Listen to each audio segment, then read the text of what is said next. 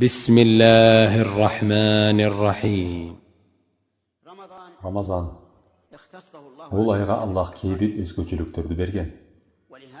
Ошондуктан биз бұл айдын келишине кубанышыбыз керек. Себеби бұл жакшылыктын сезону.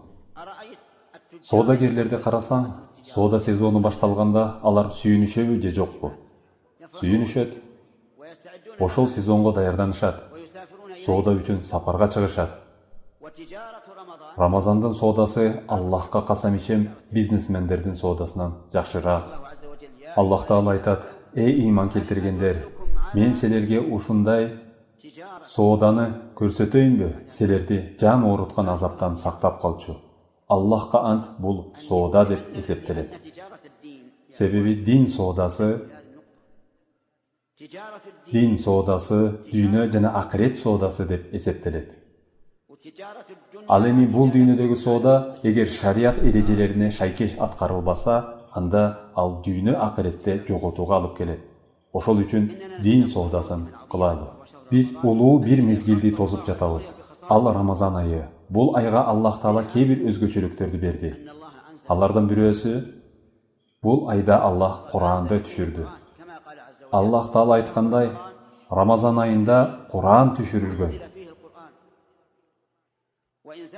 Курандын түшүшү чоң жакшылык. Себеби Аллах аны түшүрдү жүрөктөрдү дарылаш үчүн. Аллах Таала айтат: "Эй адамдар, силерге Раббиңер тарабынан насаат, көкүрөктөгү нерселерге шифа, туура жол жана момундар үчүн мээрим келди." Айт, Аллахтын фазилети жана ырайымы ушулар менен сүйүнүшсүн. Бул алар чогулткан нерселерден жакшыраак. Куранда бизге чейинки коомдор тууралуу кабар бар. Бизден кийин эмне болоорунун баяны бар. Биздин өз ара мамилелерибиздин өкүмдөрү бар. Жана ал бүт нерсенин баяндамасы. Куранда бардык нерсе баяндалган. 30 бөлүктөн турган Куранда бардыгы баяндалганбы? Жок, ооба. Себеби Аллах Таала айтат: "Биз сага китепти ар бир нерсеге баяндама катары түшүрдүк." Куранда бардык нерсе айтылган. Ушул нерсеге макулсуңарбы? Ооба, макулбуз. Себеби бүт нерсеге баяндама кылып түшүрдүк деп айтып жаткан зат бул Аллах өзү.